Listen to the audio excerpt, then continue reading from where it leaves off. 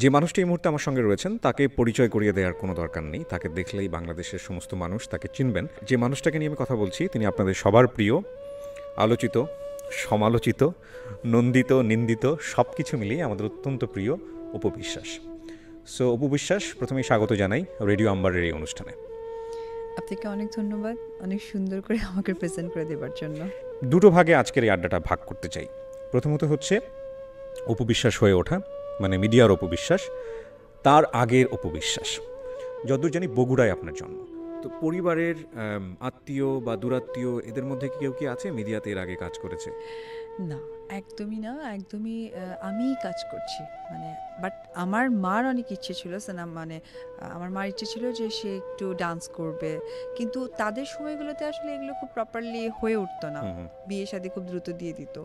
তো সেই জায়গা থেকে আমার মার স্বপ্নটা আমার মধ্যে দিয়ে দেখেছেন, তা আমি বেসিক্যালি নাচ করতাম এবং আমার ইচ্ছেও ছিল নাচের স্কুলে বা নাচের টিচার হবার। সো ওই জায়গা থেকে আমার অনেক বেশি ওয়ার্কশপ টার্কশপ করাও হয়েছে। কিন্তু সিনেমায় আসার ব্যাপারটা হচ্ছে যে আমার বান্ধবীদের ফান থেকে। যে কোন ক্লাসে থাকা অবস্থা এটা ক্লাস 9-এ থাকবে। স্টোরিটা কি ছিল আমাকে যদি একটু বলতেন? মানে আমি স্টোরিটা জানতে চাই যে কিভাবে। স্টোরিটা একটু মজার, ফানি, আবার একটু মারধরও খেয়েছি, এই টাইপের স্টোরি ছিল। সেটা হচ্ছে যে আমি তো ডান্স করতাম আমরা কজন শিল্পগোষ্ঠীতে। প্রথম আমার নাচের ইয়েটা ছিল বুলবিল ললিত কলা একাডেমি। তারপর থেকে আমি আমরা কজনে আসি। আমরা কজনে আসার পর ওইখানে একটা জেলা ভিত্তিক একটা ইয়ে হয়েছিল, নাচের কম্পিটিশন হয়েছিল। তো সেইখানে আমি বরাবরই ফার্স্ট হই। মানে একটা সময় এমন হয়ে গেছে, ও এখানে অপু আছে, ও ফার্স্ট, লাইক আমাকে নাচতেও হবে না। তো ওই জায়গা থেকে তখন হচ্ছে গিয়ে নৃত্য অঞ্চল, আমাদের বাংলাদেশে একটা অনেক, আমাদের ঢাকাতেই আছে অনেক বড় নৃত্য অঞ্চল, থেকে একটা সার্কুলেশন হয় যে নৃত্য অঞ্চলে যদি ফার্স্ট হতে পারে তারা অনায়াসে যেতে পারবে এবং ঢাকায় বড় বড় শোগুলো করতে পারবে।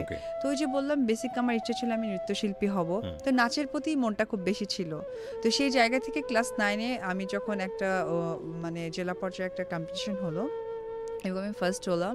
তারপর এখানে আমাদের সিবলি স্যার ছিলেন, নিপা ম্যাম ছিলেন, তারা আমাকে ঢাকায় নিয়ে আসলো। ঢাকায় নিয়ে আসার পর আমি এখানেও কম্পিটিশন করলাম, তখন আমি সেকেন্ড হলাম। তুষার নামে একটা ছেলে ছিল, সে ফার্স্ট হলো, এবং প্রিয়াঙ্কা নামে একটা মেয়ে ছিল, যে তুষার এখন কোরিওগ্রাফি করে অনেক বেশি, আর প্রিয়াঙ্কা নামে একটা মেয়ে ছিল, ও থার্ড হলো। আচ্ছা, এরপর থেকে ওখানে কিছু বিটিভিতে প্রোগ্রাম হয়েছে, শাপলাকুড়িতে হয়েছে, ওই কিছু ছবি আমার বান্ধবীরা দেখেছে, দেখে বলছে হ্যাঁ তোকে তো অনেক সুন্দর লাগতেছে। আমি তো সুন্দরী না, বেসিক্যালি মেয়েদের সুন্দর লাগলে নায়িকা, আর ছেলেদের সুন্দর লাগলে নায়ক। তো আমাকে বলতেছে যে তোকে তো অনেক সুন্দর লাগতেছে। আমি তাহলে কি করবি? তো এর মধ্যে লাক্স চ্যানেল আই ফটোগ্রাফির একটা এরকম দেখেছে ওরা পত্রিকায়, দেখে তখন আমাকে বলতেছে তোর তাহলে কিছু ছবি তুলি। আমি তোর মজাই লাগতেছে। আর আমি তো একটু সিনেমা বা নাচ গান এগুলোর প্রতি অনেক বেশি আগে থেকে, আরও মা আমাকে অনেক বেশি পুট আপ করতেন, না না করো করো, আমি আছি, বাবাকে দেখবো, কাকাকে দেখবো।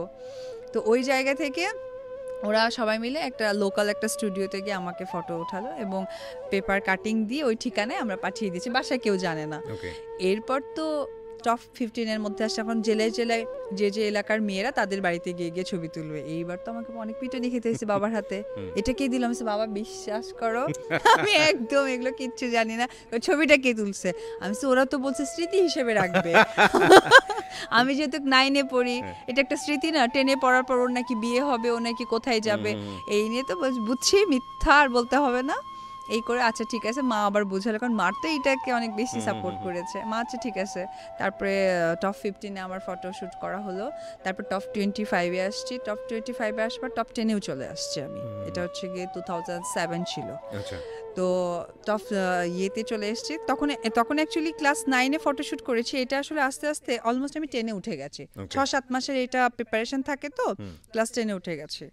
এরপরে হচ্ছে আমাকে যখন হচ্ছে গিয়ে টপ 10-এ আসলো, তখন আসলে টেকনিক্যালি আমি বলতে পারি এখন, আগে মানে অনেক আগে যখন আমার একটা ইন্টারভিউ হয়েছিল ফার্স্ট সিনেমা আসার পর, তখন বলেছি না মা তো শিখছিল, তাই আমি চ্যানেলে আসতে পারিনি। বাট বেসিক্যালি টেকনিক্যালি মারা চায়নি, কারণ তাদের কিছু কিছু রুলস ছিল, তো মাও একটু সিক ছিল, বাবা সব কিছু মিলে ম্যাচ করাতে পারেনি, পরে আমাকে ইন্ডিয়া যেতে হয়েছিল। আমি ফাইনাল রাউন্ডে এসে কিছু করতে পারিনি। ওকে, বাট এটা তো ফেল হিসেবে আমি বলবো না, বিকজ এটাই যদি আপনার চলচ্চিত্রে ঢোকার একটা মাধ্যম হয়ে থাকে। না, মাধ্যমও না। তারপরে যেটা হয়েছে এরপরে যেটা, ও আমার ছেলে একটা সিনেমা হবে যেটাতে আমাদের ইমপ্রেস ফিল্মের চ্যানেল আইডি, ওটাতে হচ্ছে নায়িকা ছিল আমাদের খুবই পছন্দের একটা বড় আপু, পপি আপু আর ইলিয়াস কাঞ্চন ভাই ছিলেন, ওনারা হিরো হিরোইন। তো ও আমার ছেলে, দ্যাট মিনস হচ্ছে টেস্ট টিউব বেবি নিয়ে একটা গল্প ছিল, যেটা আমাদের খুব পছন্দের একজন দাদু, সুভাষ দত্ত দাদু ওনার ছিলেন। এরপরে একটা মুভি হয়েছিল আমজাদ আঙ্কেলের, আমার যাকে আমি বাবা ডাকতাম, আমজাদ আঙ্কেলের হচ্ছে গিয়ে কাল সকালে একটা মুভি, সেটা খুবই ছোট্ট একটি ক্যারেক্টার, মানে যাকে বলে ক্যারেক্টার আর্টিস্ট আর কি। এখন তো আমাকে নায়িকা হওয়ার পর বলে হ্যাঁ ওটা তো গেস্ট অ্যাপিয়ারেন্স, আমি নো, ওটা ক্যারেক্টার আর্টিস্ট আমি করেছি। তো ওইখানে শাবনার উপর একটা বান্ধবীর ক্যারেক্টার ছিল। তো ওই যে ফটোশ্যুটের সিনেমা ছবিগুলো তো আমার কাছে ছিল তখন, এটাই হচ্ছে আমাদের বগুড়ার একজন নাটক করতেন মিনু মামা, এখন কিন্তু নাটকে অনেক বেশ ভালো বয়স্ক মানুষ। তো মিনু মামা বলছে আচ্ছা ঠিক আছে তোর, মানে মাও বলতো অনেক সময় দেখা হতো, ভাই দেখেন না ওর 2-1টা ছবি, ওর বাবাকে খালি বলবেন না, আমি দেখবো। তো তখন মামা বলছে আচ্ছা ঠিক আছে। তো ওই কয়েকটা ছবি দেওয়া হয়েছিল, তো এই দুটো ছবিতে আমাকে ক্যারেক্টার আর্টিস্ট হিসেবে তারা করেছেন। আচ্ছা ঠিক আছে, তো ভালো, দেখি কি করে। এরপর আমি কাল সকালেও কাজ করি, শাবনার আপুর বান্ধবীর ক্যারেক্টার। ও আমার ছেলেতেও আপুর, মানে পপি আপুর যে টেস্ট টিউব বেবিটা হয় আর কি, ছেলে হয়, সেটাতেও আমি কাজ করি তার হিরোইন হিসেবে, অর্থাৎ ওই যে টেস্ট টিউব বেবিটার হিরোইন হিসেবে কাজ করি, করে শেষ। তারপরে তো কত সালের দিকে এটা 2007? হ্যাঁ, তখন আমার এসএসসি পরীক্ষা শুরু হয়েছে, অলরেডি সবকিছু অফ। পরীক্ষার পর 3 মাস যে একটা ব্রেক টাইম থাকে, তখন তো সবাই বসে আছে, হঠাৎ করে আমাদের ফোনে এক ফোন আসছে, এফআই মানিক পরিচালক, এফআই মানিক বিখ্যাত পরিচালক। তো উনি হচ্ছে কি ফোন করেছেন, ফোন করে বলতেছে আমাদের বাসায় তখন একটাই ফোন যেটা মার কাছে থাকতো, তো ফোনে আসছে যে এরকম অপু বিশ্বাস। তো মা বলছে হ্যাঁ, বলছে যে তাহলে আমরা তো একটা মুভি করতে চাচ্ছি, কোটি টাকার কাবিন, ছবিটাতে আমরা ওকে চাচ্ছি, কারণ ওর মধ্যে একটা ইন্ডিয়ান ইনোসেন্ট ভাব আছে, আমাদের এইরকমই মেয়ে একটা দরকার এই ক্যারেক্টার। ইন্ডিয়ান ইনোসেন্ট ভাব না, ইন্ডিয়ান ইনোসেন্ট কিছু পিপল আছে। আমাকে প্রথমে মানে বাংলাদেশে ওরকম ফিল হতো না, তো ইন্ডিয়ানই ফিল করতো। আমার কোটি টাকার কাবিনের লুকসটা ফিল করেছে অনেকে, যে ভারত থেকে কোনো নায়িকা আসছে কিনা। তো ওই জায়গা থেকে বলেছে যে ঠিক আছে। তো মার তো মানে খুব খুশি সিনেমা। তারপরে মা যখন শুনেছে যে আর্টিস্ট কে কে, তো বলেছে যে ফারুক ভাই আছে, তারপরে রাজ্জাক আঙ্কেল আছে। রাজ্জাক আঙ্কেল শুনে মার তো 3 দিন ঘুম হয় না, বিকজ মার এটা স্বপ্নের নায়ক। মা বলতেছে আমি তোকে নাচ পরে বানাবো, আগে নায়ককে দেখে আসি, কাছে থেকে একটা নায়ককে দেখবো, বিকজ রাজ্জাক আঙ্কেল আমার মার কাছে একটা ড্রিম নায়ক ছিল। শুধু আপনার মার কাছে না, বাংলাদেশের ওই জেনারেশনের অনেক ভদ্রমহিলার কাছে ড্রিম। তো ওই জায়গা থেকে মা বলছে সিনেমার দরকার নেই, ওটা তো আমরা বুঝতাম না যে সিনেমা ফুল করতে হয়। মা বলতে একদিন শুটিং কোনো রকম করে দেখে আমরা চলে আসবো, মানে আমরা যে ডান্স করতে যেতাম একদিনের জন্য, পরে বগুড়া চলে আসতাম, মার ধারণা যে সিনেমা এইভাবেই হয়। তো ওই জায়গা থেকে মা ডান বলেছে। তো ওনারা বলছে আচ্ছা ঠিক আছে, তাহলে তোকে একটু ফটোশ্যুট করতে হবে, তারপরে ও অ্যাক্টিং কেমন জানে, একটু আপনারা তাহলে ঢাকায় আসেন। তো মা খুব ম্যানেজ করছে, আমার কাকাকে ম্যানেজ করে 2জন মিলে আমাকে নিয়ে আসছে। নিয়ে এসে এফডিসিতে তখন আমার যে হিরো ছিল ওই সিনেমার, সে শুটিং করছিল, তার সাথে আমাকে মিট করাই দিয়েছে, সব কিছু করে দিয়ে। আমাদের যখন প্রডিউসারের নাম শুনেছে, মা কয় না না না, উনি অনেক খারাপ রোল করে, আমি তো ওকে দিয়ে কাজ করাবো না। কোন প্রডিউসার? আমার খুবই পছন্দের বড় ভাই, যে না থাকলে আমি সিনেমায় আজকে অপু বিশ্বাস হতেই পারতাম না। আসলে আমরা তো ক্যারেক্টার দেখে কথা বলেছি, বাট বাস্তবতা তো দেখিনি। বাস্তবে সে একজন বাবা সমতুল্য মানুষ, দীপজল ভাই। ও আচ্ছা আচ্ছা, না এটা সত্য, কারণ আমি মিশা ভাইকে নিয়ে বাংলাদেশের অধিকাংশ মানুষই যেটা জানে, ওনাকে যদি বাস্তবে কাছাকাছি দেখা যায় পুরোটাই উল্টো, একদম উল্টো। মিশা ভাই তো 5 ওয়াক্ত নামাজ পড়েন, বিকজ আমি এবং আরেকটা হিরো এবং আমি মিশা ভাই, আমরা 3জন তো এমন হয়ে গেছিলাম যে 3জন আমরা সেট হয়ে গেছিলাম, মানে একজনের শিডিউল নিলে বাকি 2জনের শিডিউল নেওয়া হয়ে গেছে, একটা সময় গেছিল আমাদের। তো আমরা ধারাবাহিকভাবে সামনের দিকে যাই, তারপরে কি হলো? তো এরপরে যেটা হয়েছে, মা তো কাজ করবেন না, না না না এই সেই ঢাকা গেছি আমরা, তারপরে মা দেখা করবেন না, না উনি তো কি সব বলে, ভয়ঙ্কর বিষয়, সেগুলো আমাদের দরকার নাই। পরে যাই হোক অনেকভাবে বোঝানো হলো, গিয়ার পরে যখন আমরা কথা বললাম, তখন তো দেখলাম যে আকাশ আর পাতাল, সবকিছু মিলে তখন ফাইনাল হলো, আমি কোটি টাকার কাবিনটা করলাম। ওকে, সো আপনার ফুল মানে অ্যাজ এ অ্যাক্ট্রেস হিসেবে যদি বলি, নায়িকা হিসেবে যদি বলি, তাহলে এটা কোটি টাকার কাবিন। শর্টকাট এক্সপিরিয়েন্সটা একটু জানি, যে ওই সময় ফার্স্ট ছবি এবং এটা সুপার হিট ছবি, আমরা যত জানি পরবর্তীতে অনেক হিট হয়েছিল, কেমন লাগলো? নতুন একটা ফিল্ড, আগে থেকে কিছু টুকটাক অভিজ্ঞতা ছিল? না, সিনেমার কোনো অভিজ্ঞতা ছিল না, বাট ক্যামেরার সাথে আমার অভিজ্ঞতা ছিল, বিকজ আমি অনেকে আছে যে অনেক নতুন আর্টিস্ট, এখন তো আমাদের সাথে অনেকেই কাজ করা হয় নতুনভাবে, ক্যামেরাকে ভয় পায়। ক্যামেরা চালু দিলে মানে জাস্ট ক্যামেরা অফ থাকলে আমাদেরকে যে মনিটর বলা হয় অর্থাৎ একটু রিহার্সাল সেটা খুব পারফেক্ট দিচ্ছে, বাট যখনই ক্যামেরা অ্যাকশন বলছে তখনই জিনিসটা একদম রিভার্স হয়ে যাচ্ছে, যেটা আমার কখনো ভয় কাজ করেনি। আমার কাছে মনে হয়েছে ক্যামেরা আমার সবচেয়ে বড় বন্ধু, বিকজ আমি অলওয়েজ ফোকাসটা পছন্দ করতাম। আমার যখন নাচ হতো আমি ক্যামেরা না দেখলে আমি ভালো নাচতে পারতাম না, আমারটা উল্টা ছিল, ক্যামেরা চলছে না না এই নাচের কোনো গুরুত্বই নেই এরকম মনে হতো। তো ওই জায়গা থেকে ক্যামেরা আমি ভয় পাইনি, বাট ওখানে যারা যারা আর্টিস্টরা ছিলেন তারা মোস্ট পপুলার অ্যান্ড সিনিয়র, এটা একটু আমার কাছে অনেক শাই ফিল হয়েছিল। এবং আমি যেহেতু রোম্যান্টিক হিরোইন ছিলাম, অনেক জায়গায় হতো যে ডায়ালগ বা তাদের সাথে ফিজিক্যালি অ্যাক্টিভিটিস হয়তো বা জড়িয়ে ধরা, এমব্রেস করা বা কাছে ডাকা বা চোখে চোখে তাকানো, এই জিনিসগুলো না একটু লজ্জাবোধ থেকে না শাই ফিল করতাম এবং প্রপার হতো না। আচ্ছা, তো ওভারকাম হয়ে গেল, মানে খুব অল্প সময় নিজেকে ওভারকাম করে ওই জায়গাটা নিয়ে বিকজ আমি যেহেতু নাচের মেয়ে ছিলাম আর আমি আমার সবচেয়ে বড় সাপোর্ট দিয়েছিল আমি ডান্সের সাথে যে নৃত্য কলা, অর্থাৎ প্রত্যেকটা নাচের সাথে একটা অ্যাক্টিং কিন্তু অনেক ইম্পর্ট্যান্ট। যেমন আমি কয়েকটা নৃত্য কলা করেছিলাম, সেটা হচ্ছে যে লাইলি মজনু, যেমন ওইটা নাচের স্টার্টিং থেকে এন্ড অবধি আপনি যদি নাচটাই দেখেন আপনি একটা স্টোরি বলতে পারবেন, আচ্ছা এটা ছিল এই কাহিনী। তারপরে আমি নাগ পূর্ণিমা করেছিলাম, নাগ পূর্ণিমাতে যদি আপনি এ টু জেড ডান্সটা দেখেন স্টেজে আপনি বলতে পারবেন ও আচ্ছা এটা একটা স্টোরি, এটা ছোটবেলা, এটা মিডিল, এটা হয়তো বা বড় হবার পর।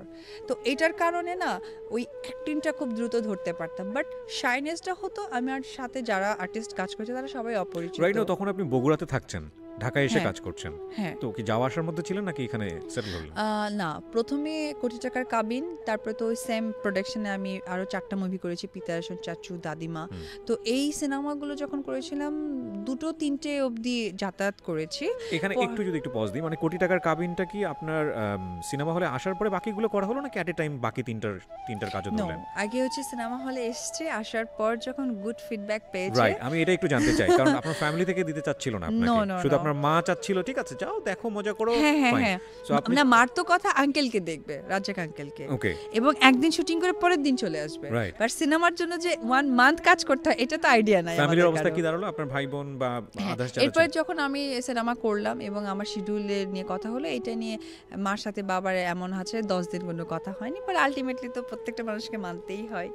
তো পরে সবকিছু ঠিকঠাক হয়ে গেল। আপনি নিজে থেকে চাচ্ছিলেন যে না ঠিক আছে, আমি মজা পাচ্ছিলাম। আমি ফার্স্টে 1 সপ্তাহের মধ্যে খুব শাই ছিল, পরে খুব মজা পেয়েছি।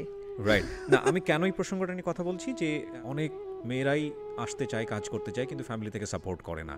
এটা বাংলাদেশের চলচ্চিত্রের একটা খুব নাজুক অবস্থার ওই সময়টার কারণে বা একটা নেগেটিভ সেন্স থেকে অনেক সময় বলে। ওটাই তো বলছি 2007 এ যেটা হতো অস্ট্রেলিয়ান সিনেমা হতো, তো প্রত্যেকটা বাবা মা তার মেয়েকে ভালোভাবেই দিতে চায়, তো যেটার ধারণাটা অনেক বাবা মার আছে। কিন্তু আজকাল অনেক স্মার্ট হয়ে গেছে, কারণ আজকাল সিনেমা হচ্ছে, ভালো পরিবেশ তৈরি হয়েছে, ভালো কিছু হচ্ছে, সো প্রত্যেকটা মানুষই তার ভালোটা প্রেজেন্ট করতে চায়। এখন আর ওই চিন্তাধারাটার কারো মাথায়। প্রথম ছবির সম্মানী কত ছিল কোটি টাকার কাবিনে? কোটি টাকা 75,000 টাকা। 2007 সালে ইন্টারমিডিয়েট পরীক্ষা দেয় একটা মেয়ে, 1 মাস এসএসসি পরীক্ষা দেয় একটা মেয়ে, 1 মাস কাজ করে 75,000 টাকা পেয়েছে। Huge amount of money. না, সাথে আমার রেস ছিল, তারপরে আমার আরো খুশি লেগেছিল অনেক বেশি। ভাইয়া আমাদের সাথে কমিউনিকেশনের জন্য ভাইয়া আমাকে একটা নোকিয়া সেট গিফট করেছিল কালো কালারের, সেটা তো আমি দেখতাম আর রেখে দিতাম, ইউজ করতাম না। তারপরে আরো মজার ব্যাপার ছিল আমার লিপস্টিক ছিল, তারপর অনেক বেশি ক্রিম হাবিজাবি সবকিছু মিলে দিয়েছিল। তো এইটার খুশি রাখাতে আমার 75,000 টাকা গায়ে লাগেনি। ওকে, সো অপু একটা ব্যক্তিগত বিষয় আমরা যেটা জানলাম, অপু অনেক সাজতে পছন্দ করে।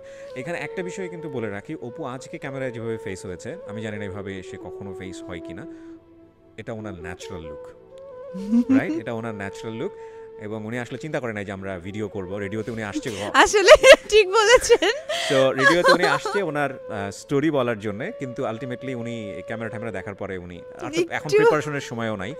সো এটা ন্যাচারাল লুক এবং এটা এক্সেপশনাল লুক। ভাইয়া ঠিক বলেছেন। ওকে, সো আমরা ধারাবাহিকভাবে একটু সামনের দিকে যাই। বাই দ্য ওয়ে, আপনার বিপরীতে অভিনয় করেছিল কে ওই সময় কোটি টাকার কাবিনে? শাকিব খান। আচ্ছা, ফার্স্টই হচ্ছে শাকিব খানকে পাওয়া।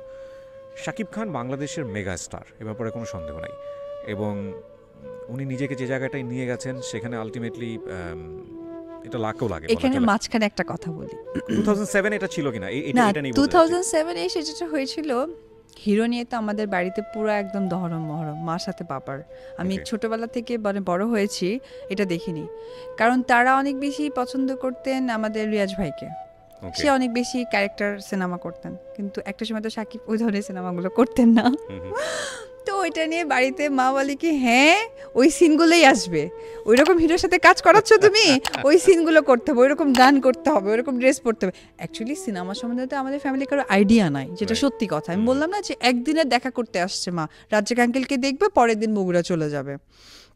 তো ওই জায়গা থেকে মানে এইভাবেই বাবা মাকে বলছে, হ্যাঁ নিয়ে যাও, ওই যে নায়ক, সে নায়ক যে নায়িকাদের সাথে কাজ করে, যেরকম ড্রেস আপ তোমার মেয়ে ওইটা পরবে, যাও নিয়ে যাও। ওই হিরোটা হলে তাও মানতাম, সুন্দর গান গাবে, দৌড়াদৌড়ি করবে। তো এইটা নিয়ে আমাদের বাসায় একটু অনেক বেশি কনফিউশন ছিল, বাট আলটিমেটলি ডেফিনেট যেটা দেখলাম কাজ করতে গিয়ে সে অনেক বেশি হেল্পফুল, কারণ ওই সময় আমি নতুন ছিলাম, অ্যাক্টিংয়ের ওইভাবে বুঝতে পারতাম না, যে শাইনেসটা ছিল সেটা অনেক বেশি হেল্পফুল করেছে। স্টোরিটা একটু যদি জানতে চাই, মানে প্রথম পরিচয়ে কি ধরনের কথাবার্তা হলো? আসলে নর্মাল, মানে সাকিব তো তখন অলরেডি পপুলার, স্টাবলিশড একটা নায়ক। স্টাবলিশড নায়ক, নট পপুলার, স্টাবলিশে। কারণ পপুলারিটি যদি বলতে চাই, আমার মনে আছে যে আমি যখন তার সাথে অনেক সিনেমা করলাম, তো ডেফিনেটলি আমি একজন কো আর্টিস্ট, তো আমার জায়গা থেকে হয়তো বা কো আর্টিস্টের মধ্যে যে একটা কমিউনিকেশন থাকে, একটা বেটার কোনো অপশন হলে সেটা আর একটা কো আর্টিস্টকে বলা, বা যে আমি ভালো করেছি। তো এইরকম একটা মুভিতে সে ফার্স্ট রেমুনেশন পেয়েছিল মাত্র 7 লাখ টাকা, সেটা হচ্ছে কি আমার প্রাণের স্বামী। তো সেটা আমার কাছে এত বেশি উদ্গ্রীব, এত বেশি খুশি নিয়ে আমাকে প্রেজেন্টেশনটা দিয়েছিল। তো বুঝতেই পাচ্ছেন ওই রকম পপুলারিটি তার ভিতরে ছিল না রাইট নাও যেরকম রাইট নাও যে পপুলারিটিটা, বাট হ্যাঁ সে একজন হিরো ছিল। বাট আপনার কাছে তো শাকিব খান তো শাকিব খানই, কজ শাকিব খান তখন বলা যেতে পারে নিজের একটা জায়গা করে নিয়েছে, বাট আপনার কেবল ডেবিউ ফিল্ম বলা চলে। ক্যামেরা না, মানে ক্যামেরা আমার সাথে বন্ধুত্বপূর্ণ ছিল, আমার কাছে মনে হয়নি ওটা নতুন কিছু বা তার সামনে আমি কি করব, এটা আমার অনেক বেশি লাইফ লেগেছিল। সো প্রথম ছবির শাকিব খানের সাথে ওইরকম কোনো মেমোরি নাই বলা চলে? প্রেমের তো একটা memory, if you want to share we will not mind. ওইখানে অ্যাকচুয়ালি পরিচয়টা হয়েছে, এবং তার বেশি আতিথেয়তা বলতে পারেন, আতিথেয়তা দ্যাট মিনস আমি বোঝাতে চাচ্ছি সেই লক্ষ্যে যে একটা নতুন আর্টিস্টকে দেখলে মানুষের যে ব্যাপারটা থাকে যে না সে কাজ করুক বা তাকে হেল্প করা, এইটা তার বিষয়ে ছিল। আর সেই জায়গা থেকে আমরা তো একদম স্কুল থেকে আসা একটা মেয়ে, একদম গার্লস স্কুল, আর আমাদের ফ্যামিলি একটু কনজারভেটিভ, তো ওই জায়গা থেকে আমার কাছে এটা টোটালি নতুন ছিল। তখনই একটা ভালো লাগা তৈরি হয়। এখান থেকে আপনাকে সিনেমার বাইরের একটা মানুষের জায়গাটা আবার একটু যদি একটু নেই, ওই সময়টাতে কি লাইক নিজের জায়গা থেকে কোনো ছেলের সাথে সম্পর্ক না, আমার না সত্যি কথা বলতে গেলে কি স্কুল লাইফে মানুষ অনেক প্রেম হয়, কষ্ট পায়, এবং আমার অনেক ফ্রেন্ডস ছিল যারা ক্লাস 9-এ বের হয়ে গিয়ে বিয়ে করছে, বাড়িতে আমাদের বাসা খুঁজতে আসছে, পরে হয়তো 1 মাস 1.5 মাস পর বের হয়েছে।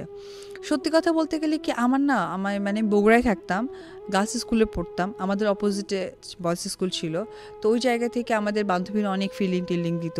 আমি পিয়ন হিসেবে কাজ করতাম, কারণ আমার ভালো লাগতো না, আমার খালি মনে হতো কি এই ছেলেটার চুল সুন্দর না, ওই ছেলেটার মুখ সুন্দর না, ওর যদি গায়ে গন্ধ হয়, ওর যদি মুখে গন্ধ হয়, এগুলো না বাজে বাজে চিন্তা মাথায় আসতো, তো ভালো লাগতো না। আমার হতে হবে সুন্দর, স্মার্ট, প্রেজেন্টেবল কেউ, তাহলে ঠিক আছে। So you choose Shakib Khan for that?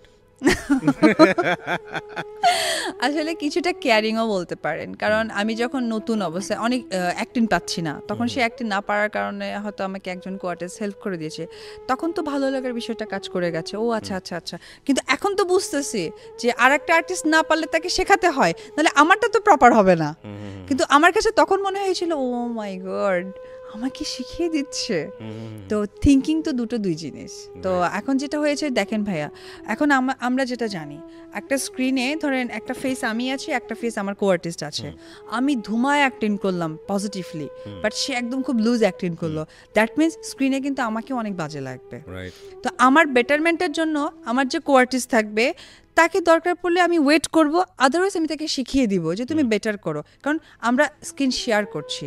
তো ওই সময় তো মনে হয় যে স্কিন শেয়ার না, আল্লাহ আমারই এত বুঝাই দিচ্ছে, আমার জন্য ওয়েট করছে, আচ্ছা আমি না পারলে আবার দেখাই দিচ্ছে।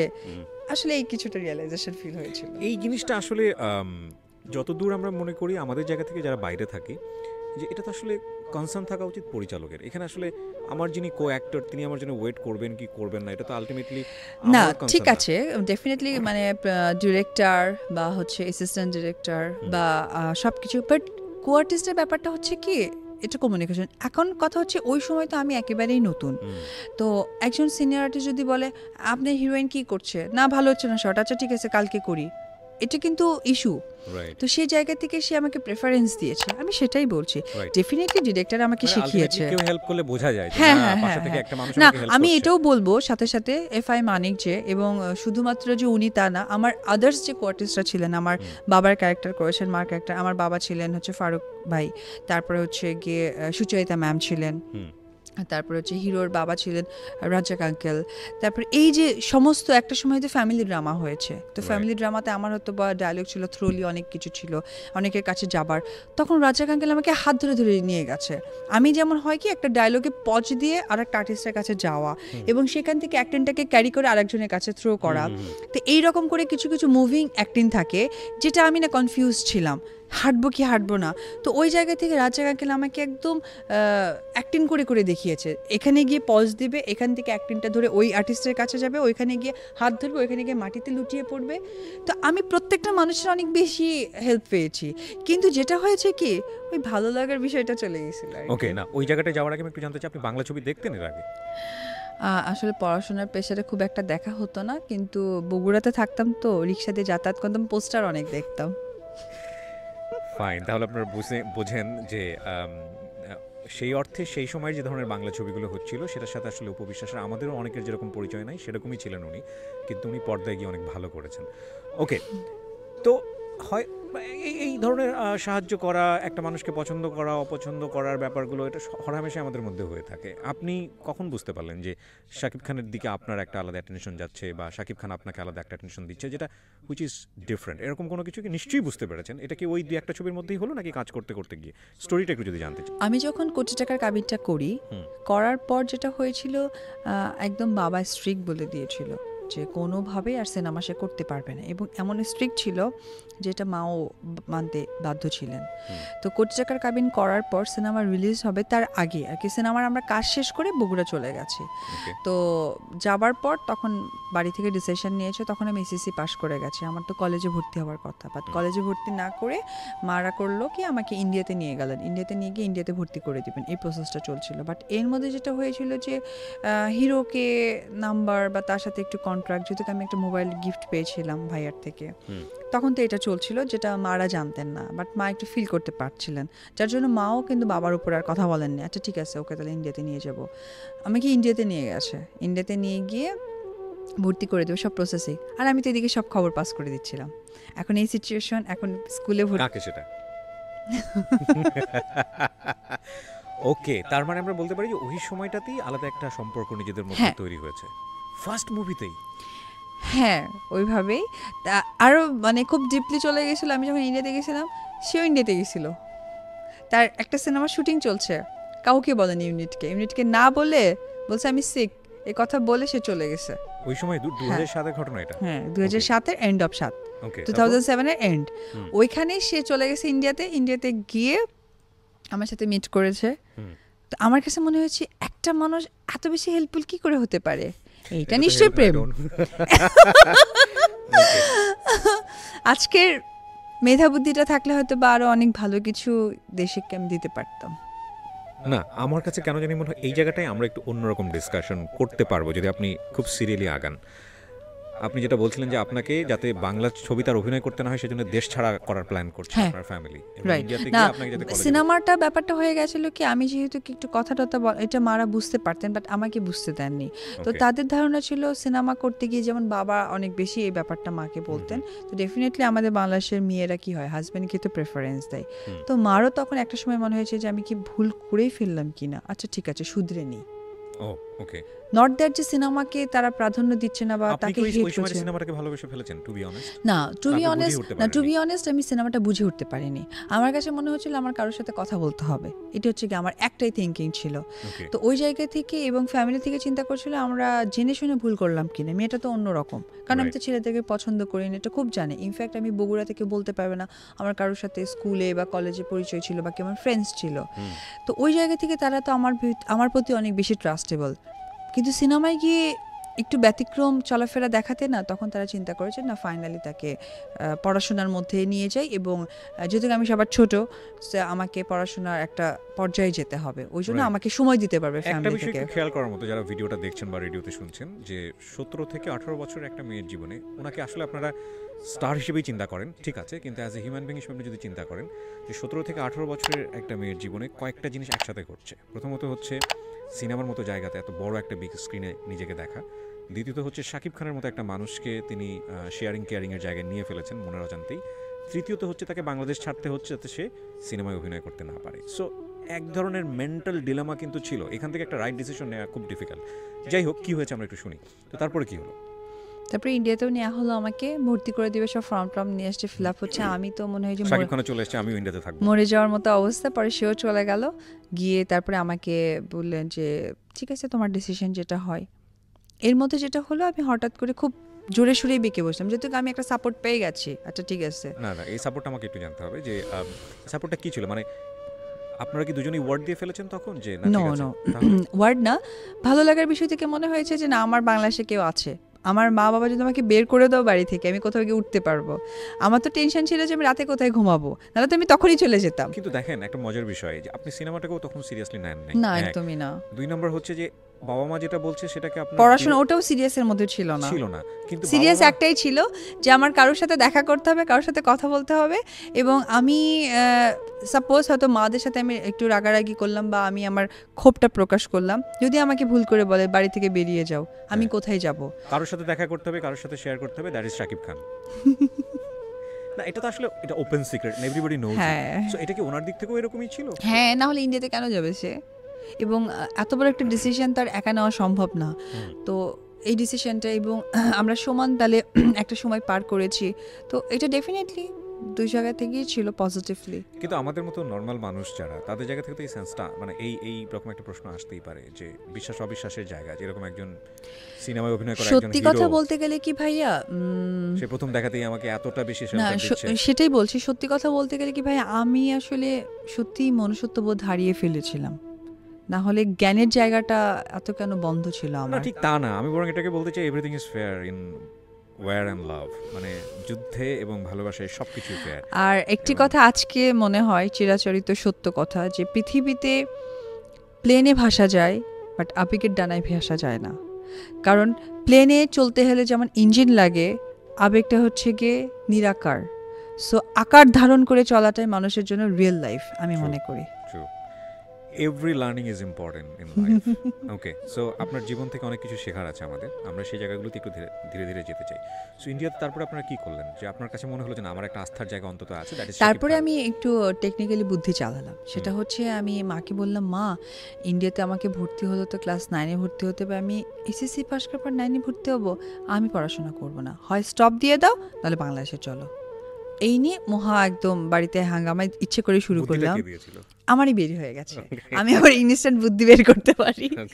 তো পরে বলছে আচ্ছা ঠিক আছে তাহলে এটা বাবার সাথে, আমাকে বলছে যে সিনেমায় যাওয়া যাবে না। আমি একদম আমি সিনেমায় যাবো না, এখানে কথা দিচ্ছি ফাইনাল, একদম হাতে প্রমিস করে বলছি তুমি কি নিয়ে আমাকে নিতে বলবে তাই নিয়ে প্রমিস করছি, বাট আমি কলেজে পড়বো, আমার ভাব আছে, আমি কেন এখানে স্কুলে ভর্তি হতে যাব, আমি এত কষ্ট করে, তুমি পড়াশোনা করছো আমি করেছি, সুতরাং আমাকে কলেজে ভর্তি করে দাও। আচ্ছা ঠিক আছে, বগুড়া আসলাম, প্রায় 1 মাস থাকার পর আমরা ইয়েতে আসলাম, বগুড়া আসলাম, এসে আমাকে কলেজে ভর্তি করে দিলেন, সরকারি মুজিবুর রহমান মহিলা কলেজ, ওখানে ভর্তি করে দিলেন। দেওয়ার পর তো ফোন তো চালু ছিল, তো বগুড়া তো সে আসছিল আরো 2 বার, তারপরে চুরি করে এসছে। হ্যাঁ চুরি চুরি করে আসছে। এরকম সবাই তো চেনে শাকিব খানকে তখন? নো, হ্যাঁ সবাই চেনে। যেমন আমার কলেজের সামনে এসে আমাকে ফোন দিয়ে বললো যে সে জানতো আমি কলেজে কখন ঢুকি। থাকে না অনেকে গোফ টোপ পরে মাথায় না না না, ওইরকম কিছু ছিল না। ওটা তো সিনেমায় হয়, বাস্তবে না। কিন্তু ওনাকে দেখলে তো মানুষজন চেনার কথা আমার যদি, কারণ 2007-এ উনি অলরেডি পপুলার, আজকের মতো পপুলার না হলেও পপুলার, তো ইজিলি মিট করতে পেরেছে আপনার সঙ্গে? না, আমরা তো রাস্তায় মিট করিনি। কিভাবে করেছিলাম, আমার কলেজ টাইমটা তো সে জানতো। তো ওইরকম সময় আমাকে বললো যে তুমি কি কলেজে? আমি সে কলেজে না হলে ফোন ধরবো কি করে? আর আমি ফোন ধরতাম বড় আপুদের রুমে গিয়ে। আমাদের কলেজের পেছনে হোস্টেল ছিল, তো একটা দুটো আপুকে আমি খুব হাতে রেখেছিলাম, বাড়ি থেকে খাবার আনতাম, খাবার দিতাম, তো সে খুব হাতের। তার মানে আপনার বাসায় জানাজানি হয়ে গেছে বিষয়টা? বাসায় একটু, বাট আমাকে প্রকাশ করতো না। প্রকাশ করলে আমার একটু রাগ বেশি, একটু জেদ বেশি, তো ওই জায়গা থেকে তারা ইনডিরেক্টলি বলতো। কিন্তু ফোন ধরা নিষেধ ছিল মানে কি? বুঝতো যে শাকিব খান ফোন দিচ্ছে বা শাকিব খানের না সঙ্গে না, আপনার কোনো পড়াশোনায় ক্ষতি হবে, তোমার পড়াশোনা করতে ক্ষতি হবে, মোবাইল কেন ধরবা? তো এই জায়গা থেকেই মোবাইলটা তারা রেখে দিত। বাট আমি আবার বলতাম যে দেখো, এটা আমি সিনেমায় গিফট পেয়েছি, এটা তো তোমাদের অধিকার না, আমি কলেজে নিয়ে যাবো, আমি একটু আমার বান্ধবীদের দেখাবো, আমার ভাব বেড়ে গেছে, আমি মানে এই ধরনের কিছু উল্টাপাল্টা বুঝতে আমি ফোনটা নিয়ে যেতাম। তো ফার্স্ট মিটার, হ্যাঁ গল্প বলছিলেন, বগুড়া মিটার গল্প, তারপর কি হলো? তারপরে আমাকে বললো যে আচ্ছা তুমি কি কলেজে? তাই আমি বললাম যে হ্যাঁ আমি কলেজে। বলছে আচ্ছা ঠিক আছে, কলেজের গেটে কি আসা যাবে? আমি ঠিক আছে। আমার আবার প্রবলেম ছিল, কলেজের গেটে আমার কাকা পাহারা দিত, নাহলে মামা দিত, নাহলে বাবা দিত, কলেজের গেটের সামনে। ওইখানে আবার একটা টিচারদের, আমাদের কলেজে বের হওয়ার আগে টিচারদের একটা টেবিল আছে, সেইখানে বসে থাকতো তারা 3-4 ঘন্টা কলেজের সামনে, একদম আমাকে নিয়ে যেত। এখন কি করি আমি, কেন? বলছে না একটু বাইরে আসলে ভালো হতো। আমি কাকা আছে, কাকাকে নিয়েই বের হই। না না না না না, কাকা ছাড়া।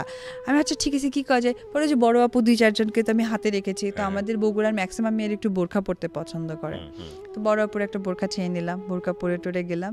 আমি আর আমার একটা বান্ধবী ছিল, আমরা আবার অনেক দুষ্ট প্রকৃতির ছিলাম, ওকে বোরখা পরাইছে, তুইও পর, আমি একা একা যাবো কেন? আমরা 2জন মিলে বোরখা পরে, আমার কাকা বসা, আমি যখন পাস হচ্ছে উনি দেখছিলেন এমন করে, তো আমি আর তাকাইনি, একটু শায়ও ফিল হচ্ছিল, যদি ধরে বসে তাহলে আজকে মার ফাইনাল। তো পরে যাই হোক কোনো রকম পাস হয়ে গিয়ে দেখি সামনে একটা কার গাড়ি দাঁড়ানো, সেই গাড়িটা আমি চিনতাম। গাড়ি ফোন নিয়ে বলি কি গাড়ি? বলছে আমরা গাড়িতে বসে আছি। পরে আমি আমার বান্ধবী মিলে গাড়িতে উঠে একটু মস্তানগড় ঘুরে আসছি। ওকে, সো ছবির গ্যাপ দেয়ার লম্বা একটা সময়ের পরের ঘটনা। হ্যাঁ, পরে এইটারই প্রায় 1-1.5 মাস পর, মানে এই কাহিনীগুলো আমি তো 1 মাস পরে আসলাম এখানে, 15 থেকে 20 দিনের মাথায় একটা ফোন গেছে আবার এফআই মানিকের। তো ওই জায়গা থেকে আবারও তারা অনেক বেশি কনভিন্স করে একবারে 3টা ছবি সাইন করায় নিয়েছে। তখন আপনার ফ্যামিলি রাজি ছিল? তখন খুবভাবে ছিল না, আবার হয়েছে, যাই হোক কথাবার্তার মাধ্যমে। হ্যাঁ আপনার ইচ্ছা ছিল যে কোনো, আমার তো 100%, আমার তো পারলে আমি এখনই ঢাকা গিয়ে বসে থাকি, দেখা করতে পারবো। এইটা কি ছবির প্রতি প্রেম ছিল না শাকিব খানের প্রতি আলটিমেটলি? আই নো, দর্শক বুঝতে পারছে। She is a pure soul. আজকে যে কথাগুলো আপনাদেরকে বলছে সেটা আমার মনে হয় অন্তর থেকেই বলছে, যেটা it's a life, it's a part of a life, যা হয়েছে সেটাই, সেখান থেকে আসলে শিক্ষা নেওয়াটা ইম্পর্টেন্ট। সো ওই প্রবলেমটা তো হয়নি অন্য ছেলেদের প্রতি, যেটা সমস্যা ছিল যে কারো না, প্রবলেমটা ছিল সে অনেক বেশি ক্লিন, এটা সত্যি কথা, এবং হচ্ছে গিয়ে আমার অনেক বেশি ভালো লাগে শাকিব খানের জন্য। আর সবচেয়ে বড় কথা যে অনেক বেশি পারফিউম ইউজ করে, আমার পারফিউম অনেক ভালো লাগে। আমি ছোটবেলা থেকেই মানে পারফিউমের হয়তো ব্র্যান্ড আগে চিনতাম না। Credit goes to perfume. হ্যাঁ, আমার যদি কোনো নায়কের গায়ে গন্ধ পাই না, আমি বুঝতে দিই না, আমি গিয়ে বলতাম যে ভাইয়া আমি নতুন একটা পারফিউম নিয়ে আসছি, লাগাবেন? আই এটা তো মেয়েদের পারফিউম। আমি নতুন পারফিউম দেখেন কেমন লাগে, বাট বুঝতে দিতাম না। এটা কি জানে আপনার সেটের লোকজন জানে না? এটা পরের দিকে জেনে গেছে, পরের দিকে বলতে এই অপু পারফিউম, ওরা আগে এমন করে এই পারফিউম, মানে আমাকে যদি আমি কাউকে মানে যদি করি যে পারফিউম দেবে কিনা, এটা যদি আমি বলি তো তখন আর আগে গায়ে করে। আর একটা জিনিস হচ্ছে কি, চুইংগাম আমার অ্যাসিস্ট্যান্টকে বলা আছে কেউ আসলেই দিবা, তো প্রথমের দিকে কিছু কিছু হিরো বলতে কি তুই আমার আসল ভাই, বুঝোস আমি এই যে চুইংগাম খাচ্ছি, পরের দিকে বুঝতে পারছে যে অপু খাওয়াইতে বলতো।